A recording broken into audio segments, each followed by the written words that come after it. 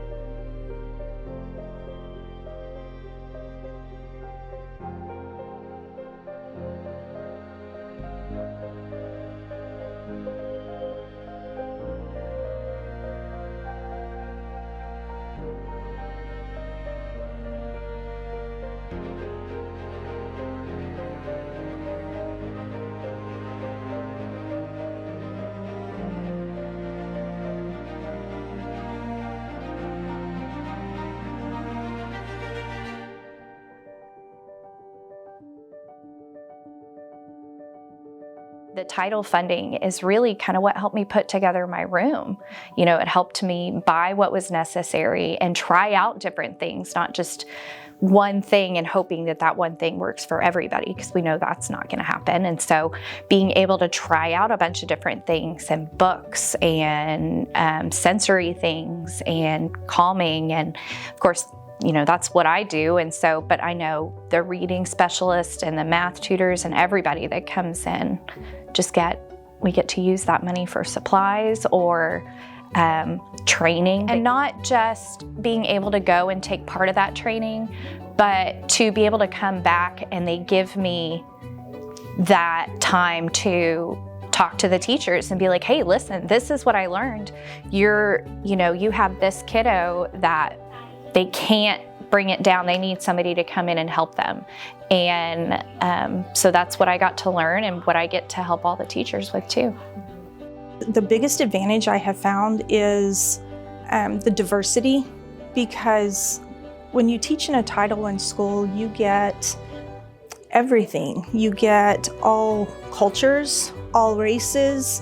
Here at Orvis, it's especially diverse because we have a lot of special ed programs in our building.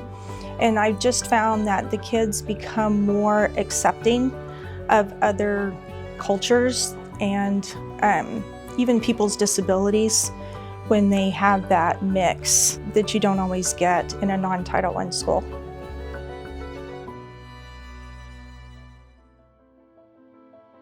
Title I funding benefits our kids through small group interventions. We're also able to target the phonics skills and phonemic awareness skills that they're missing in the lower grades and just filling those gaps. And we're also able to help with upper grade tutoring, filling gaps with phonics, and then fluency, comprehension, and writing. We're also able to provide classroom supplies for teachers, parent and family engagement activities, and then supplies that we're able to send home with parents so that they can work on skills at home with students. So Title I funding benefits our kids on a daily basis by using different manipulatives. We are able to buy math games, for example. We have reading games. Obviously, our biggest thing is that it pays for all of our salaries. So we were able to have salaries to cover tutors. We've got 4 tutors here at our school. We have 3 teachers at our school. So we have 2 reading, 1 math here at Will Rogers. And then we also have a behaviorist. And so it helps with her. She has a TA. So we're just able to have more staff to help with those kids, pulling them more individually in small groups and being able to work with them. It's people, it's teachers that make the difference with students. And so that's where we try to spend our money and our resources, is with people who can help. If we got really overloaded with kindergartners and first graders with the pandemic that just had so many needs who were really far behind.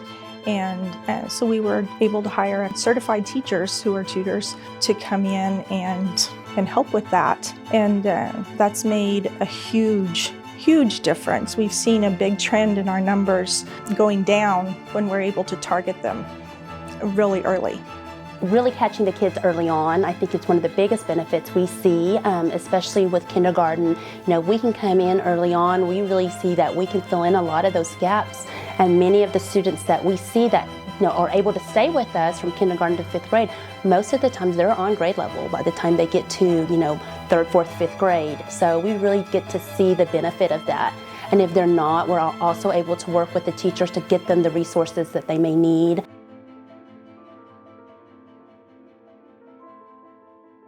Some of the great things that I've seen this year are students who have maybe just not been exposed to some of the things that they're expected to know. And after being in school for just a short amount of time, several of our first graders, they just soak up all of that information. We have an amazing first grade team. And then of course I pull my small groups, and we just see so much growth because at this young age, they're like little sponges. And it's just amazing to see how proud they are when they didn't know letter sounds at the beginning, but now they're reading words and, moving on to sentences and passages. So it's just very rewarding for them, their teachers, and of course me. So I do have a set of sisters. One's 3rd grade, one is 1st grade, and they are always excited to come to class. They're kind of quiet and reserved at first at the beginning of the school year, but now both of them are really coming out of their shell. And I feel like when they come to class, they're excited to come because they talk more with their friends. And when they come in here, even that social interaction and just getting to have some fun and being successful at math, that gives them just that boost of confidence, where maybe in the classroom they're behind. And so maybe they're more quiet and reserved, but in here they can come in and be excited about learning and just feel confident with that. I think one of the ones that really sticks out to me is a little friend named Abby, and I've been in this position for nine years. This is my 9th year in this position, and she was, when she started kindergarten, she didn't even recognize the letters in her name, and so we were like, oh goodness, and we just worked, and I worked with her in kindergarten, I worked with her in 1st grade, and we just worked, and by the end of 1st grade, she was reading on grade level, and she was one of the higher readers in her class.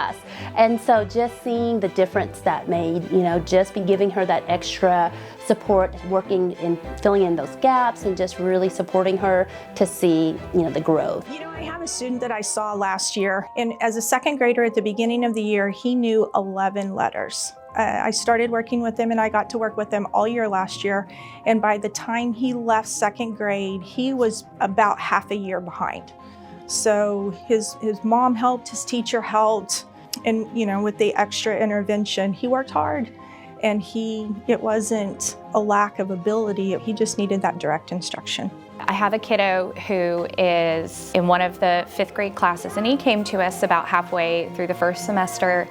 And from day one, it was boundary pushing. What can I get away with? The trainings that I get to go to help me realize that, behavior's communication, regardless of the behavior. So I just started building that relationship with them and just saying, hey, listen, we're here for you. I know it gets hard.